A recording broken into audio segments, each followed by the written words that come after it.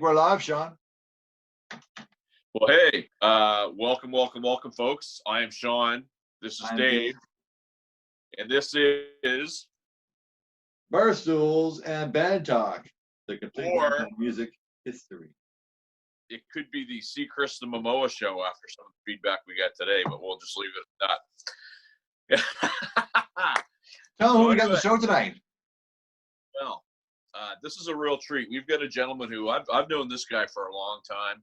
A lot of people around the music scene, if they've gone through St. John, know this fella. And we're going to have some fun because he's got a lot of memories and he's been around an awful long time. And I love that he speaks his mind about stuff. So without further ado, we have Mr. Ian Stanley, ladies and gentlemen. In real life. There he is. Good. How you doing, Ian? Well, you know, like I say, another day in paradise, living the dream. Right on. You're still living at St. John. Yeah. Right on. So we told you before we went here. I mean, you're a guy. I mean, I remember meeting you years and years ago at the old Six High when you used to come out. How were you yesterday? Who were you playing with then? Pardon? Who were you playing with then? I was in Fifth Avenue. I was in Night Heat. I played in Kid Wicket with Tony Collier. Just a few bands, and then I was still a lot of them. Like I say, Six High was like a regular weekend thing. You know, after the showroom closed, the showroom was like the place, and then when the showroom kind of went down, the Six High kind of came along. Well, how long ago was the showroom in play? Because I never ever had an opportunity to go there. Showroom was kind of, and I'm just going to throw something in a ballpark. I would say about 85 to 88. Okay. It was a really good bar. I mean, it was like the place, like, you know, Razor Boy were favorites there. The Trees were favorites there. You know, Drama or Ettinger. The guy who ran the place, Wayne, he loved live entertainment. He had been the manager of the Faribault Tavern, which is like where Razor Boy played their first gig, you know. Okay. And, you know, he liked bands, unlike most managers that, you know, back at that point in time, the 80s, they brought the bands in because they had to, you know, as if you didn't have live entertainment, you didn't get anybody in. Wayne was the oddity. He actually liked the live bands. So, God, he was bringing in bands from Massachusetts and Toronto and, you know, kind of the same as the Halifax scene, right? But in St. John, you know. So the Six High Club opened when? Because that was the old post office, right? The Six High was kind of an overlap. It opened while the showroom was still going. And there was that caused a little bit of dissension because Katrina, who managed the Six High, you know, she wanted like Razor Boy and some of these other bands to play there. Right. But at this point, Razor Boy had like a long working relationship with Wayne, first at the Faribault, then at the showroom, you know, always treated the band really well. And so Jack, you know, explained to Katrina, well, I don't want to step on Wayne's toes, you know, go and play his competition. You know, I hope you understand. It's not that I don't want to play your club.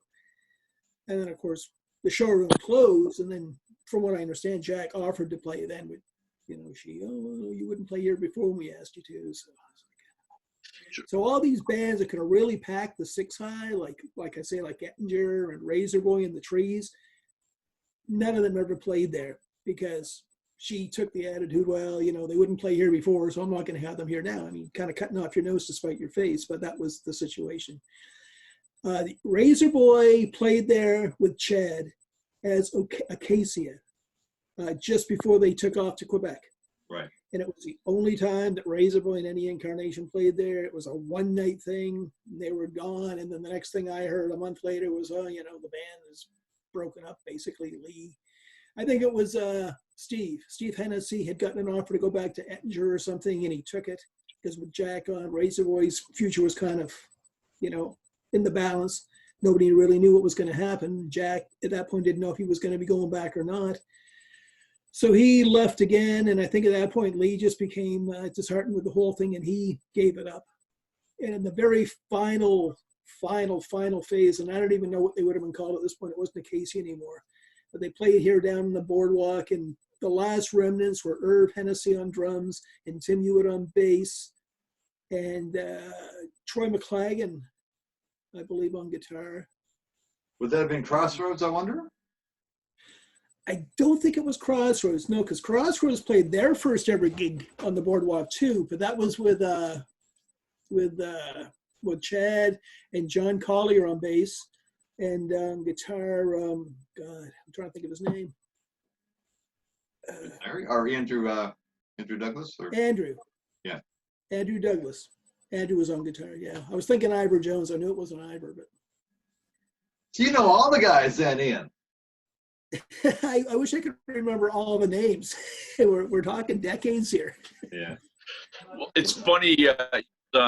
We do the Halifax Ale Host quite a bit. And I drive over with Randy, and Randy will always be telling me about either some new CD that you sent him or some new sort of thing that, new band that you turned him on to, or some of the old vintage stuff that you seem to find. And then I'll get a stack of CDs from Randy like this that I get to enjoy. So okay. What's some of the stuff? It's great. And I mean, it's, I just talked to Randy on the phone a couple of nights ago, in fact. Oh, were you? Yeah. Yeah, he's goes stir crazy for sure. But what's some of the stuff that you're into right now? That I'm into? You mean what I'm listening to? Yeah, what are you listening to right now? Are you talking about like current things or still digging out in the archive? Whatever you like. If I was to go over to your apartment, what would I possibly hear you listening to? Well, here's the thing. This is funny. I've actually been keeping a journal last 6 weeks of the CDs I've been listening to each day because I've been digging a fairly large CD collection. I've been digging deep, playing stuff that I haven't played in decades. Like those ones that you just pass over. And I've made an effort, like my CD player, I've got an old school CD player with a carousel, holds 5 discs. So I'll load it up and I'll let it play. And so sort of mixed in with the classic rock I probably normally listen to, mixed in with the Thin Lizzy and the Who and the Beatles and Van Halen and Iron Maiden and so on and so forth. I'm also finding, Belinda Carlisle, Runaway Horses, I'll play that. Samantha Fox, Touch Me, I'll play that, So it's been a real, well, I'm looking here at my list on my other computer. Yesterday, I listened to Jeff Wayne's The War of the Worlds, Led Zeppelin Presence, Alice Cooper, A Fistful of Alice, and then 2 Tesla CDs, Reel to Reel 1 and 2. Now today, I started off with 2 Hailstorm CDs, then went to Lead It 4 Dangerous Curves, and then to 5-Man Electrical Band, the best of 5-Man Electrical Band, So it's kind of all over the board there. Wow. Now, Ian, are you a player yourself, or did you play at one time, or? I play some guitar, but I'm certainly, not, gonna give Eddie Van Halen any nightmares or anything worrying about competition. That's for sure. So I want to back it up because you mentioned the showroom, and again, where was that in St. John? Union Street. Oh, okay. Still there. It's a bingo hall now. Okay. After the showroom, I'm just trying to think. It was a country bar for a while. It became, I think, Gene's Country Palace. And then at one point, they tried to turn it into like a, rock/pop room again. And they had a contest to name it. And the winning entry was the Showcase, which I guess took a lot of imagination to go from showroom to showcase. And it was the Urban Corral. I think that was it. No, it wasn't Eugene's. It was the Urban Corral, I think. And then finally, it just died as a bar location. And the next thing, it was a bingo hall. God, it's been a bingo hall now for 20 years, I'm sure. Every so often, I go in and kind of look in the window, and the corner there where the stage is still there, except now that's where they got the thing all set up. Okay, B27, B27. So in St. John, bad but true. So in St. John now, Ian, is there much of a live scene now? Like I know here in Halifax, I mean, there's still some bars that will be able to accommodate a 4 or 5 piece band. You can probably put a big band like the Bellotones on a small stage, but they look pretty jammed up. Is there, like, what's the scene in St. John right now, New Brunswick? There are bars in St. John that get live entertainment. And I'll be honest with you, I've been kind of out of touch with the local music scene to a large extent. Like just the local bands, the guys that work full time and then they go out on the weekends and play, guys our age, a bit younger, a bit older. Mainly they play at the Fish and Brew on the west side. That's where you get your bands that go in and, the everybody gets up and dances to Brown Eyed Girl or, you know, Tush or whatever. Yeah. There's a bar uptown called O'Leary's. They bring Yep. in bands from out of town now and again. I guess 40 Fingers has played there a few times, although I've never been in to see them. I know Rob and TJ were in there a few months back. Rob was supposed to call me when he got here, and I go, geez, man, I got so drunk the night before. And so I never even got to see Rob when he was here for that gig. I'm just trying to think. The 3 Mile, that was kind of a big entertainment complex. A lot of local bands, and every once in a while they'd bring in something like Airborne. You know, Airborne played there, which was wow. great. But that's not a going concern anymore. It closed. There's like a small bar, Bleachers, you know, where you have more people playing the gambling machines than you do watching the band, that kind of situation. It's not a real good live situation here in St. John anymore. You know, there's small places, but we don't really have the big bars like we used to. And like Halifax used to, and like most places used to, you know, it doesn't matter where you go. You know, whether it's going to Fredericton, the Chestnut's not there anymore, or, you know. I didn't know that. No, Yeah. it's Chestnut's an office complex. I actually I play in a band that plays at O'Leary's on a regular basis, and right across the street there's this I don't know what it's called, but it's like they got this beer pong game where you can throw, like, they got like great big huge cups, and it's like you can play beer pong, like giant beer pong. It's pretty cool. Okay. Yeah, well, that place across the street again, that there's been no end of bars that have been in there. You know, it was the Pelican for a while, and it was something else, and it was something else. I think the last time I was in there was probably like when, God, when was it? Paul Lawson played there about 15 years ago. Me and John Dykeman went over to see Paul Lawson. That might be the last time I was in there. Wow. And then, you know, that was just such a thing. Oh my God, Paul Lawson's playing. You know, it's like, geez, Yeah. he hadn't played in St. John in years. Of course, he'd had the accent and everything. The other fellow there, the blues guitar player from Halifax, used to play here a lot, but I haven't seen him in a long time. Garrett Mason? Who? Garrett Mason? No, not Garrett Mason, a black fella. Reminds me of Hendrix. He's very just loud, aggressive strat. Yeah, Carson. That sounds, yeah. Used to go and see him there. Always enjoyed his show. Yeah. Again, I don't think he's played St. John in ages, or if he has, I haven't heard of it. Right on. Yeah. Let me ask you, Ian, what was your initial affiliation with music then? Like, were you just always a fan, or like, how did I know you're a big? Well, I see you all over the Razor Boy page. Well, I mean, it's you know, I got into music fairly young. When I was a kid, my best friends, Bob Monroe, Mike Wallace. Mike was 2 years older than me. Mike was 2 years older than me. Bob was 3 years older. So, you know, we were kids playing Army and G.I. Joe and all that kind of thing, and playing Star Trek. And the next thing, I'm 9.5 going on 10. Well, they're 12 and 13. Suddenly they're into the Beatles and the Rolling Stones and the Monkees. And I mean, I didn't want to be left out. I mean, I knew who the Beatles were. My older sister listened to them, you know. Like, I knew who the Monkees were. They had a TV show, you know. But I mean, I didn't want to be left out. So I got into music, you know. Not even 10 years of age. I mean, the first record I ever bought with my own money was the 45 RPM single of Revolution by the Beatles, you know. Cool. And went from there, you know, music became a big thing, you know, like a lot of people. It's just you get into it, and you collect albums and so on and so forth. And then got into high school, got Randy Urquhart. And, you know, Randy and I immediately clicked because we both had such an interest in, you know, not just the latest single on the radio, but like, oh, yeah, I got a Blue Oyster Cult bootleg. And, you know, oh, yeah, you know.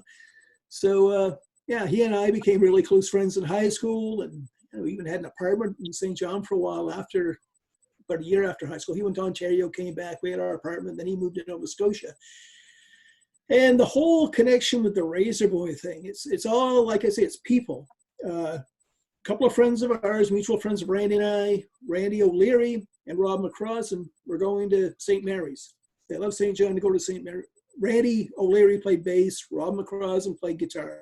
And they got down to St. Mary's, decided they wanted to start a band, so they put something up on the bulletin board, you know, guitar player, bass player, looking for a singer, drummer to form, you know, classic hard rock band.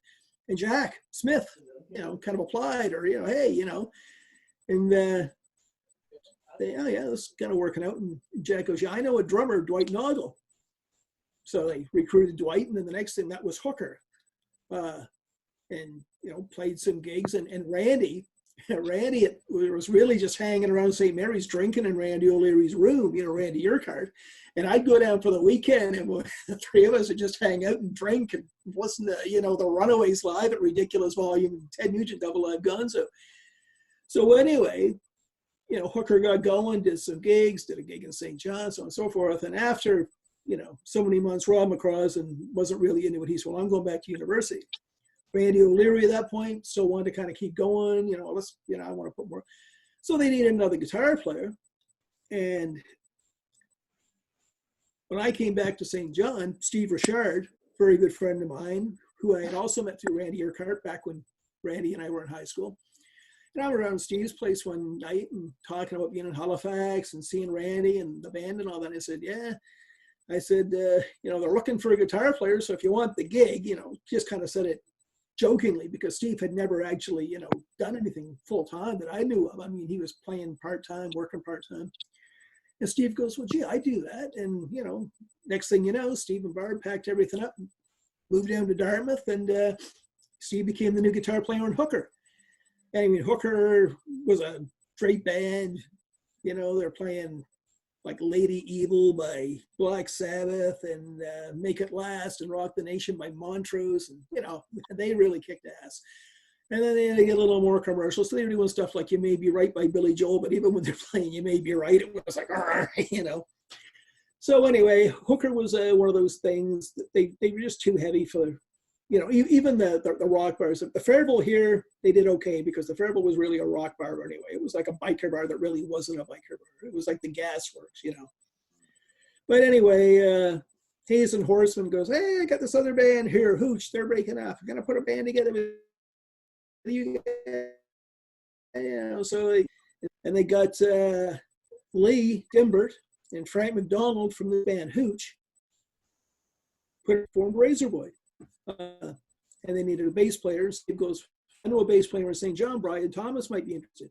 Steve called Brian. Brian said, yeah, I'd be up for that. I guess, it's like, do you need a sound man? We get a sound man. How about, Kindred, who was the sound man who had done sound for Brian and other bands in St. John. So the original Razorboy, this was it. It was Jeffels, Lee Dimbert, and Steve guitar, bass, Randy Urquhart, lights, still, and Jack from home, and Gary McKindred from St. John Sound. And I mean, that was the original Razorboy. And they stayed together. Steve Richard was the first one to leave because Steve had decided, not even a year in, but that I'm going back to university. So he left to go back to university. At this point, Brian Thomas, his player, says, I know the guitar player was even better than Steve. And this is where Chris Brooks came into it. Brooks was a guitar player, I think he was originally from Sussex. And I think he was living out west at the time, but Brian got hold of him, want to join this band. So Chris came down. And I mean, Chris, at that point in time, this was the early 80s. So he really was like, because I mean, that's what I kind of bugs in and, but first, the intro to Easy Train, he's like, oh yeah, this is the guy, and like, so he joins the band, and the Razorboys like doing like crazy and Armed and Ready by the Michael Schenker group and really kicking ass with that stuff. That lasted again for a while. And then finally, I'm just trying to think, I think Brian finally decided he was going to, I think Brian went first, and Crook came in. When Brian gave his notice, he became the next bass player. And then Chris Brooks, with Brian Thomas, kind of the person he knew best because they together before. So when Brian's gone, Chris was, he gave his notes and do a domestic rock thing, All Right Now, Oak on the Water, Can't Get in Love, that kind of thing. And then they decided to get a keyboard player. Well, want to, expand, blah, blah, blah. So they got a guy named Mike Boyer from St. John, part of the Boyer family. The Boyers, I don't know if you've heard the name Boyer in St. John, but the whole family's musical. Lee, the older brother, was a singer. His twin sister, Linda, sings and plays bass. Dave Boyer plays bass. Mike Boyer plays keyboards and harmonica and sings. Doug plays sax. I think they have like one brother who's not musical. Everybody else in the family is very musical. So I had no idea that there's that strong New Brunswick connection. I didn't know that Razor Boy had such a strong New Brunswick connection. That's really interesting to me. Oh yeah, well, not even so much a St. John connection. I mean, there were so many people. Like I say, Steve Richard, Gary McKindred, Brian Thomas, Mike Boyer, they're all St. John people, So for that point in time, it really was like the St. John, Dartmouth / Halifax connection, Right. Yeah, I went off. I'm just trying to think. Okay, Mike Boyer came in, and again, it was one of those situations. Mike didn't stay that long, less than a year. And when Mike left, that's when Ronnie Hustis came in. And that became kind of like, I think for a lot of people, that was kind of like the classic lineup of the band. That was like the lineup of the band that was together when I went out on the road, with the band that year as a roadie, I mean, it was Ronnie Hustis on keyboards, Lee Dimbert on guitar, Chris Cromwell on bass, Donald on drums, and of course Jack. And that was a really strong, really popular lineup, like one of the most popular lineups I think they ever had. Not necessarily musically my favorite period, but I mean, you can't deny how successful. I mean, they played here on the boardwalk. God, there were like literally thousands of people down there. There's a photo that's been posted. I'm sure Jack has it. It was taken up on the roof of Market Square, looking down at the stage on the boardwalk. And you see this sea of people and this glow coming from the stage. Oh, yeah, it's Razor Boy, It's incredible how it's funny because when we talk to Jack, I mean, you're filling in a lot of pieces of the puzzle because Jack's got an amazing memory. I mean, like you sit there, and he tells the stories. But it's funny you're chronologically kind of going through the story because Dave and I. My first hearings of Razor Boy was I was in high school, and it probably would have been Lee, Jack, was probably playing drums at that point. I don't know who the bass player would have been, but it was probably Pokenhorn at that point. It might be Jim Pokenhorn. Yeah, James Pokenhorn before Tim Hewitt, right? Yes. Yeah. Yeah, he came in after Chris Cromwell, and then after Pokenhorn, Tim came in. It might have been Guy Turner. Guy Turner maybe. Well, I was just about to say, because the other thing that you mentioned that I remember was this cannibalization of bands that always seemed to run around Hazen, where there'd be a band go, well, I'm going to grab two guys from this band and put them over here, and these two guys are going to go. So it just seemed like he was always like moving people around. And well, definitely that's how Razor Boy formed. It was just like the remnants of two bands, Hooker and Hooch. Right. Well, once it got to the point, like I'm saying, with Ronnie Hustis and so on and so forth. At that point, the band was pretty much self-contained, and somebody was leaving, and they looked for somebody new. And sometimes, okay, so hey, well, how about the guy with with Fallen Angel? He's a pretty good keyboard player. He's or how about Rob Smith? We all know Rob. Okay, he's played with all these bands. Rob's interesting, so that kind of thing. But from that point on, as I say, I mean, when I went out on the road with the band in '84 or '85, that period, I mean, they were calling their own shots. Hazen really had nothing to do with it. In fact, at that point, Hazen wasn't even a band anymore. You mentioned Fallen Angel. That was the Hennessy's band, was it not? Yeah, and Stephen Erb and Amy McLagan, and I think Steve first, that they hired Steve away to replace, God, I'm just trying to put this, I think they took Steve first from Fallen Angel to replace Ronnie. And then Steve left. For drama. Yeah, and then they got Guy Turner. Right. Ettinger. And that's where it became this trade back and forth with Ettinger and Razor Boy. because Steve was in and out a couple of times. He was in, Ettinger, and he went to Razor Boy, and he, left Razor Boy to go to Ettinger, and left, he was back and forth. Same with Guy Turner. He came from Ettinger, came to Razor Boy. That's right. But I don't think he went back to Ettinger again. I think Guy from there had decided to go back to university. Yeah. And the last time I saw Guy play, it was just him and this other fellow doing like a 2-man thing down on the boardwalk. Steve was in Sinus too, was he not? Yeah, well, I think Sinus and Fallen Angel, I think we're the same band. Oh, okay. I think.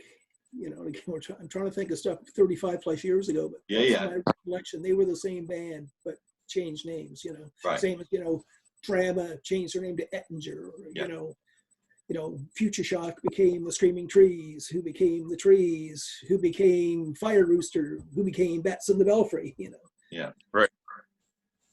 So you were on the road with these guys, and so you're on the road with Razor Boy for how long?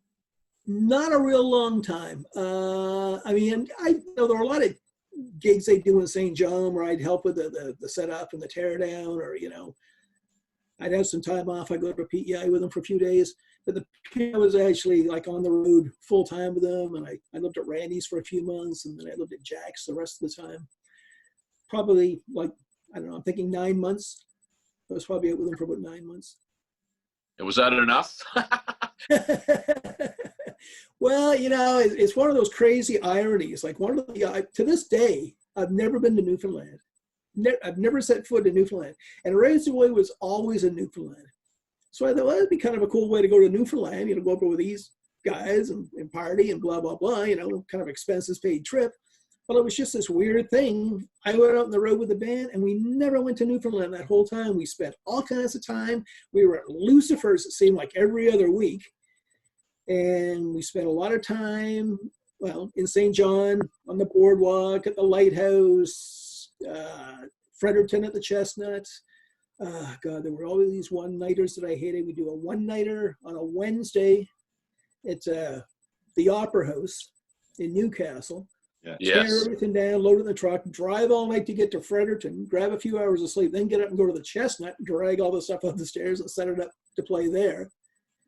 And there was another one too. It was the same kind of deal. We'd go into a one-nighter. Probably. Campbellton, Bathurst. Yeah.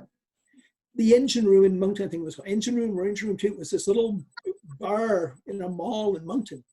And it was the same deal. They wanted a band for like one night on a Wednesday for some reason. So we'd go in there, set all the stuff up, play the one night, tear it all down, drive to Fredericton to do the Chestnut for Thursday, Friday, Saturday.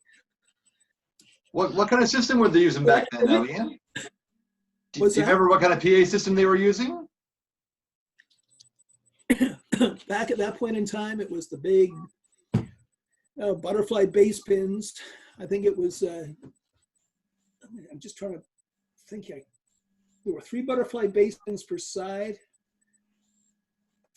And again, Jack would know this better than me. I think it was a 16 and 2 12s, or it could have been 2 16s and a 12. And then the Martin mids, and then the JBL horns on top of that. Right. So he took the small system out for that tour, I guess. Yeah.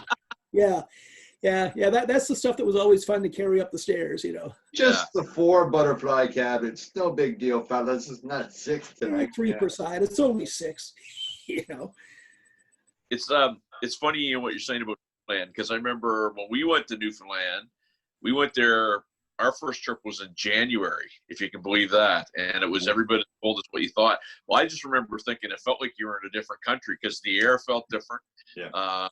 Whole vibe was different. And, I was like, geez, I don't know if I like this place. And then I went there in the summertime, and I would go back anytime after that. It's just a beautiful place, right? So it's too bad you never got there, but maybe someday you will. It's sad ironies, yeah. I mean, I had friends over there during that period. I had a buddy Bear who left St. John to go there and open the Sam the Record Man store there and manage it. And he lived there for a number of years. And other people, it was just the way the pieces fell into place. Newfoundland never happened. Sure. So out of curiosity, what are you doing now, Ian? What am I doing now? Yeah, for work. Huh? Oh, well, absolutely nothing. I was laid off January 31st. And I had been working for Xerox prior to that. And when I got laid off, and it wasn't a huge shock. I wasn't like, oh my God, I knew it was coming. And I decided when I got laid off, well, this is great, man. After, 19 or 20 years of this, I'm going to take a little break for, I was saying a couple of weeks, but in my mind, I knew it's probably going to be a couple of months anyway. And then, of course, the end of January, you get laid off January 31st. And then 6 weeks later, the whole coronavirus thing kicks into gear. So what I'm doing now is exactly what I'm doing the day after I got laid off, January 31st. I mean, I haven't tried looking for anything at this point because I really can't see too many places of hiring, Right. And you're keeping a journal, so that's good. Right? Well, I'm keeping a journal of the CDs I listen to, if nothing else. Well, that's smart. Anyhow, Sean and I started this little website so we wouldn't go crazy. You know what I mean? So Yeah. We're down to our last couple of minutes now. I guess anything else you want to share, Ian? As a music fan, the Maritimes. What was that again? I'm sorry. As a music fan, or in the Maritimes, anything else you'd like to share with the folks that are watching? As a music fan in the Maritimes, well, I mean, the current music situation, unfortunately, isn't very good with everything going on. But hey, we're all just being patient and being hopeful that bars, concert arenas, what have you, will be opening up again soon. I think sooner or later things will pick up. But insofar as, I hear a lot of people saying, like the way things were then. But, you got to be realistic and say, man, that was 30 years ago, 5 years ago.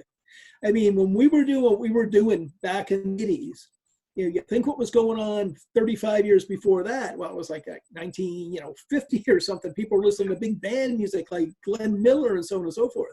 So for that generation, like my parents' generation, to be sitting around 35 years later in the 80s going, oh, wish that would come back again. Well, you knew it wasn't.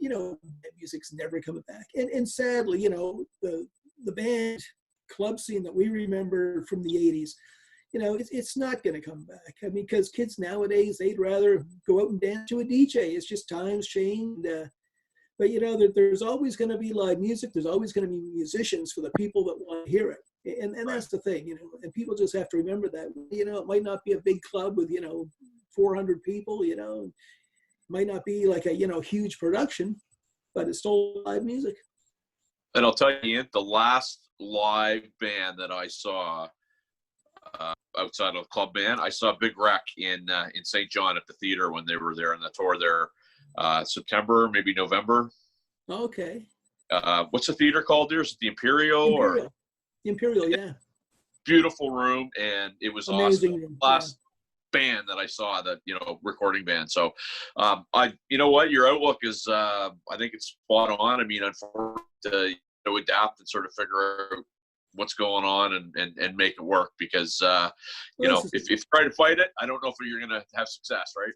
Well, and that's it. You can't look at what was going on 35 years ago and say, well, why isn't that going on now? It's unrealistic, Yeah. You have to evolve, you have to change. And I think we just have to put our minds together to figure out how we're going to do it next. Yeah. That's it. And, the thing, as I say, like fads change, fashions change, what's hip and cool change. As I say, right now, the kids, that were our age, in their 20s or teens or whatever in the 80s, they prefer dance music. They prefer DJs. But I mean, who knows in 10 years what the next generation, they might say, oh my God, all this digital laptop rubbish, give me somebody with a guitar, I hear you, brother. Ian, I want to thank you so much for being on our show. Again, Sean and I are just doing this to cater to anybody who loves maritime music, whether past or present, whatever the case may be. So that's kind of why we started this. We appreciate you being on the show. That was a great insight. Well, yeah, great to be here. I do have something, if you have a couple of minutes. I was digging in my drawers and digging out some old T-shirts that I thought you might be. Oh, yes. And God, I wish these still fit me, because a lot of these are medium, and I haven't been a size medium for a long time. I hear you, brother. But here's one from a band I'm sure you recognize. Look at that. Oh, tight. Look at that one. Yeah. That's a good one. Nothing on the back of this one. And this would have been on tour 1982. All right. All right. Whoops. one. And here we have Somewhere in Blue. Ah. Take that, Bruce Nelson. This is 1981. So this was the year before his tour shirt. What's this one now? Oh, this is... and ironically, a lot of these shirts are more Titan-oriented than they are Razor Boy-oriented, but that's because Titan were more... Generous. What's the word I'm looking for? The commercially minded. Let's get the shirts out there and sell them. There's a wonderful Screaming Trees shirt. Oh, cool. Wow. Wow. Never seen one of those before. Yeah, that's that 80s pastel-y, and especially this is a fairly big T-shirt anyway, so back and then, you saw the girls that would wear big baggy T-shirts with a belt around it, a dress with leggings underneath, So they were. All right, we got 60 seconds. You can give me 3 more. This is a Tour Tech shirt for the Haywire tour. Yeah. Oh, cool. Wicked. Let me see here. This was the official Battle of the Band shirt when there you go. Razor Boy and Haywire went head to head. Haywire came in first. Razor Boy took second spot. And as I say, mostly what I have here are just more of these fabulous Titan T-shirts. Oh, Yeah. wicked. This is the wonderful, the old school baseball jersey type. Last time I names was on the down back to of see that one, Razor right? Boy at Monty's. Yeah, this one has all the names on the back. Yeah. And when I was down to see Razor Boy last time at Monty's, Bruce and his girlfriend were both wearing these shirts. Bruce found a box of them in his basement or his attic or something. They were both wearing these. I wanted to get a picture, and Bruce didn't. He was a little camera shy that night. But this is all the names. Was Dana Westfall. This is when Dana was in the band, so that's probably why Bruce wore it that night. All right. That's all the time we have, Ian. We're going to cut out, buddy. All right. Bye.